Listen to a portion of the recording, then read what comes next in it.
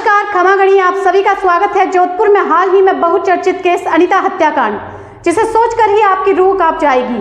श्रद्धा Volker की हत्या की तर्ज पर सन सिटी जोधपुर में मौत के घाट उतारी गई ब्यूटिशियन अनीता चौधरी की हत्या के बाद प्रतिदिन नए नए खुलासे हो रहे हैं। चलिए इस केस को शुरू करने से पहले केस के मेन किरदारों से आपकी मुलाकात करवाते हैं।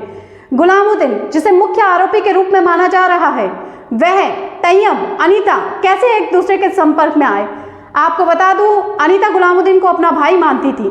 गुलामुद्दीन के जहन में एक पल भर के लिए भी विचार नहीं आया कि वह अपनी बहन का कत्ल करने का नागवार ख्याल अपने दिमाग में कैसे ला सकता है। दरअसल गुलामुद्दीन शुरू से ही चोर प्रवृत्ति का इंसान था और इस केस से पहले गुलामुद्दीन पर छोटी छोटी चोरी के केसेस थे। जांच में सामने आया कि गुलामुद्दीन को सट्टे की बहुत बुरी लत थी। वह इसी आदत की वजह से कर्ज में डूब गया था। चूंकि अनीता और गुलामुद्दीन की दुकान आसपास में थी, जिसकी वजह से एक दूसरे के संपर्क में आए वे धीरे धीरे पड़ोसी होने की वजह से मित्रता इतनी गहरी हो गई कि अनीता गुलामुद्दीन को अपना भाई समझने लगी। एक शाम गुलामुद्दीन अपनी बेगम आबिदा के पास बैठता है और अनीता के मर्डर का प्लान बनाता है। क्योंकि अनीता हर रोज भारी भरकम गहने पहनकर दुकान पर आया करती थी, उसने सोचा उन गहनों को बेचकर वो कर्जा मुक्त हो जाएगा। गुलामुद्दीन की बेगम ने भी उसे रोकने का प्रयास नहीं किया। उसके बाद गुलामुद्दीन अनीता को फोन करता है। गुलामुद्दीन अनीता को अपने घर बुलाता है। अनीता को इस बात का जरा भी अंदाजा नहीं था कि अगले पल उसके साथ क्या होने वाला है। गुलामुद्दीन उसकी हत्या करने वाला है। उसके बाद अनीता निकलती है अपने घर से, गाड़ी की चाबी किसी को देती है और वह ऑटो में बैठकर उस जगह पहुंचती है जहां गुलामुद्दीन ने उसे बुलाया था। अब गुलामुद्दीन उसे शरबत ऑफर करता है, जो शरबत पीकर वो बेहोश हो जाती है। एक एक कर अनीता के शरीर के वह 6 टुकड़े कर देता है। ऑटो में बैठकर उस जगह पहुंचती है जहां गुलामुद्दीन ने उसे बुलाया था।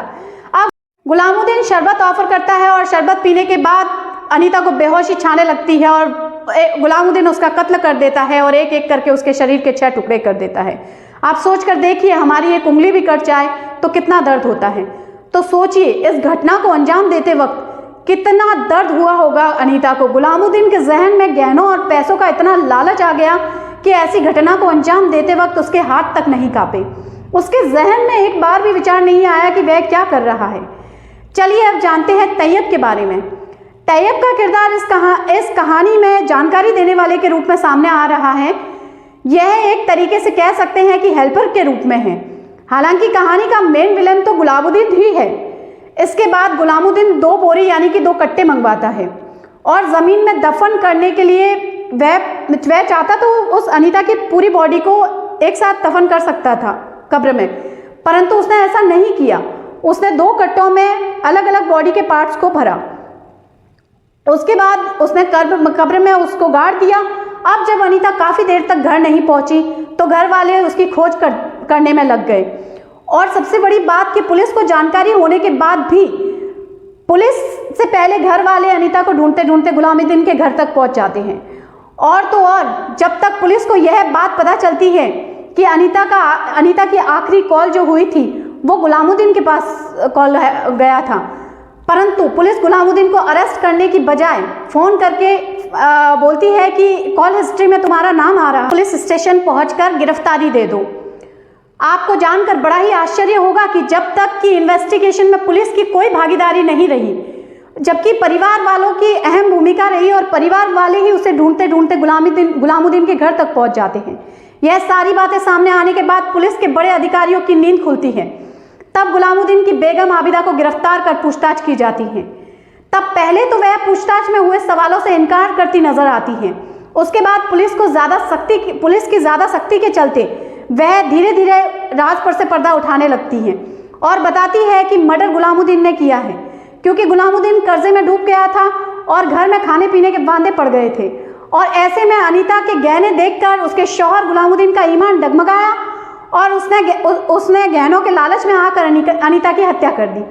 चूंकि आप सभी जानते हैं कि राजस्थान में महिलाएं गहने पहनने की बहुत ज़्यादा शौकीन होती है और हर समय गहने पहनकर रखती है। अनीता हत्याकांड का मुख्य आरोपी गुलामुद्दीन, जो कि जोधपुर ने नवी मुंबई पुलिस की मदद से धर दबोचा है। पुलिस गुलामुद्दीन को जोधपुर लेके आएगी। गुलामुद्दीन की गिरफ्तारी के बाद पूछताछ में कई बड़े खुलासे होने की और भी संभावना की जा रही है। दूसरी तरफ इस बीच अनीता के पति और उसकी सहेली सुनीता और सुमन सेन की बातचीत का एक ऑडियो वायरल हो रहा है। तैयब अंसारी पर अनीता की हत्या का अंदेशा जताया जा रहा है। इसके साथ ही कुछ फोटोज और वीडियोस को लेकर भी बात कही जा रही है।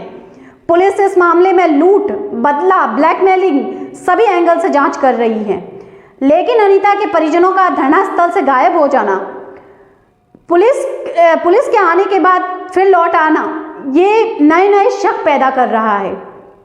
अब इन सब बातों में कितनी सच्चाई है, हालांकि गुलामुद्दीन की गिरफ्तारी के बाद और भी कई राज खुलने वाले हैं। पुलिस का परिजनों को शक की दृष्टि से देखना कितना सही है और कितना गलत, यह तो आने वाला समय ही बताएगा। आज की कहानी में इतना ही। फिर मुलाकात होगी एक नई कहानी के साथ। तब तक के लिए सावधान रहिए, सतर्क रहिए, अपने अपने घरों में सुरक्षित रहिए, खुश रहिए।